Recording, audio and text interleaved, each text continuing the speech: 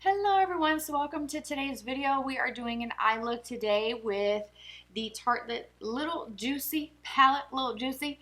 I completely forgot that I had these trio of palettes that they came out with for this year's holiday season.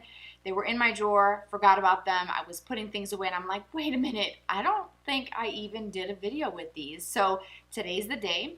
We're going to do the Little Juicy, as I said, and this one is your pinks, your berries, and your plummy tones, and that's what I chose because the other one is more natural, everyday neutral. The Little Bloom, I will show you that one. It looks like this. These are the shades, very soft, natural, very everyday. Love these colors.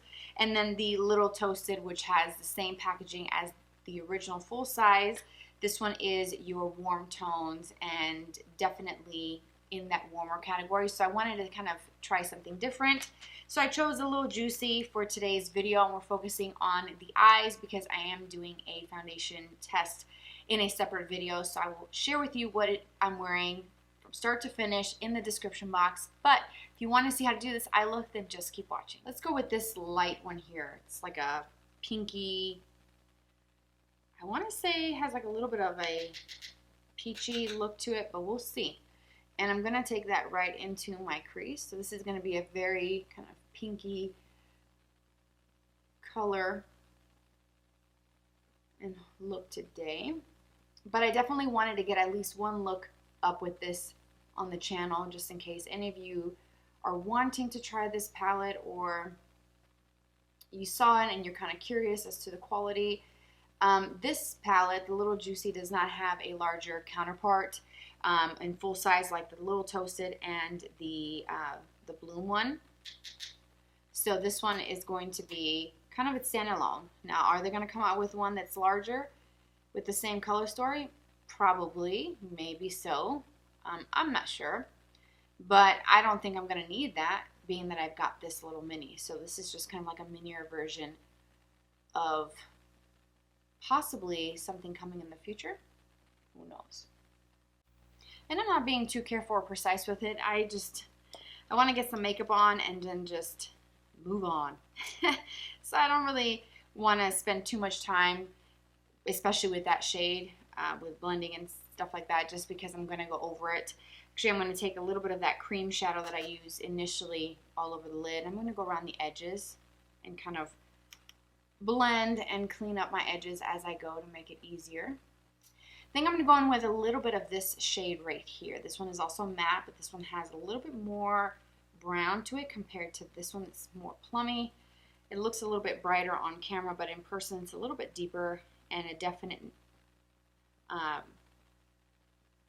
like purple tone. And I was saying that there was only 4 mattes. Now that I look at it, this very center shade right here that's very berry is matte. Can't count, but there's 5 mattes and 4 shimmers in this one. I'm going to take that on a little eyeshadow brush and I'm just going to stamp it right on this outer edge.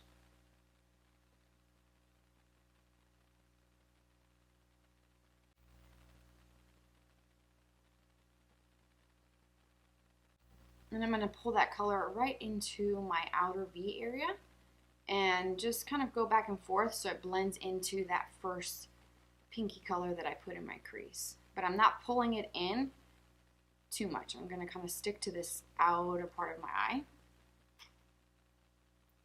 And I like to start by tapping the color, mostly on this outer V on the lower lid area, and then just kind of feather it up towards my actual crease. And since I'm already working with that color, I'm going to take that same one on a smaller, more detailed brush, and I'm going to add this to my lower lash line. And I'm going to go pretty thick right on this outer part here and then taper it towards the inner corner very lightly. And I'm using a ColourPop E26 for this. Very, very nice. And then I'm going to take a smaller pencil style brush and I'm going to go under the edges of that and blend that. For the lid, you have a couple options. As I said before, you have 4 shimmers. So you have this one here that's like a shimmery pinky color. You have a shimmery gold, this soft lilac color is really nice. And then this one here that is more of a kind of purpley cranberry shade. But I think I'm going to do this in the inner half and then maybe some of this on the outer part of the lid. So that's what I'm going to aim for. And I'm going to put this kind of right in the center and kind of overlap a little bit of that color that I have on my outer V area here. The kind of brownish mauve color.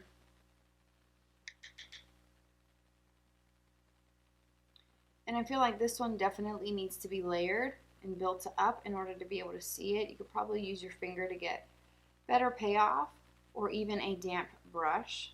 Then I'm going to switch to a very small brush and I'm going to pick up the light purple here, that soft lilac, because I feel like my other brush was way too big.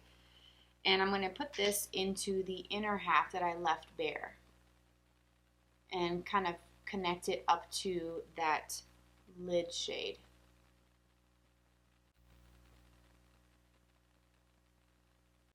I mean, you see the hints of purple in this one, that soft, very pale lilac, but it's not in your face, so I feel like it's good enough to use as a inner corner highlight.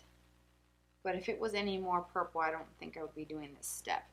That's actually cute and it's different, but I do want to add a little bit more depth to the lower lash line, so I think I'm going to go in with this matte one here that's the more purple one.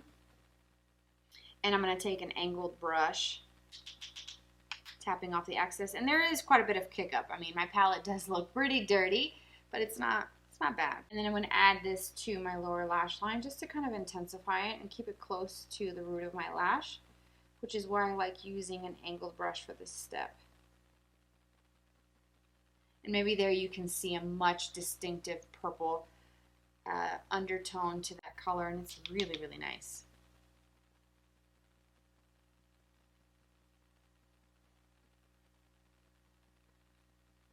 Okay, so I think I'm going to add a little bit more of the darker shade on the outer part of the eye. So I'm going to show you that color again. That's this one here that I used earlier. And I'm going to just press that right here on the outer part of the eye.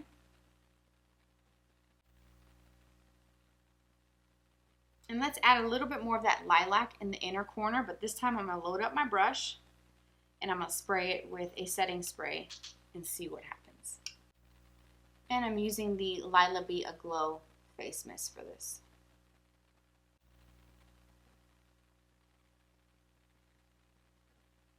Can you see a little bit more? I think that really did make a difference. So I feel like you should probably try it this way if you have this, or if you're going to get this palette, because I feel like that's the best way to get the most impact. And whatever's left, I'm going to go into the inner corner to intensify that just a little bit more as well. And I'm going to wipe off that same brush since it's still a little bit damp, and I'm going to go in with that pink color that I use in the center of the lid, which looks like this, before my brush dries. And I'm just going to kind of place it and tap it right here, and tap where it meets with that lilac and that darker color.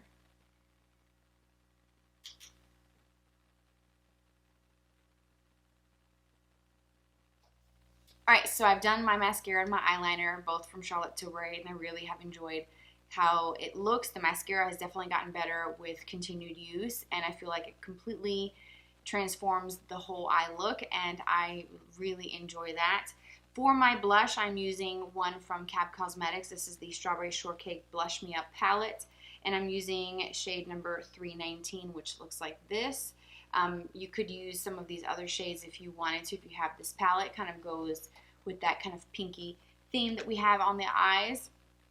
And then for my lips, I have my Pillow Talk lip liner with the Pillow Talk lipstick as well. And I'm going for more of a matte look today with my lips, so I'm going to skip the gloss, but that is the completed look. I will have everything listed down below for you. I hope you found this video helpful, especially if you were considering these little mini palettes from Tarte. I do feel like you do get quite a bit of colors and options if you're building a collection, if you're gifting it to someone, and I have enjoyed working with them and using them in you know, just creating different looks off camera. I have not done a very good job of using these on camera. That is my fault, but I'm glad that I was able to use at least the one that looks the most different out of all three. And I actually enjoy the way it came out. Some of the colors needed a little bit of help with using a little bit of a setting spray to dampen the brush, but beyond that, I feel like they blended out quite nicely, and they are very similar to the formula that I have been accustomed to previously from using the Tarte ones. And sometimes people think that smaller palettes like this or limited edition ones are less quality than their permanent full-size eyeshadow palettes or products, and sometimes that is true with some of the brands and some of the formulations. But so far from just playing around with these, I have used these other two off camera and then this one today with you. I do feel like they blended out quite nicely, and you can see the colors. They're not mudding and they're not kind of looking like one. So far I think it's a good formula, and I do think it's a great addition to my collection. So that is it. Thank you so much for watching today's video. I hope you enjoyed the look, and let me know in the comment section what you think. If you have these palettes, are you thinking about getting them? Do you like the color story from today's look? I'd love to hear from you, so don't forget to leave me a comment, subscribe, follow me on Instagram. It's on the screen, and I hope to see you there. Take care, you guys, and I'll catch you in my next video.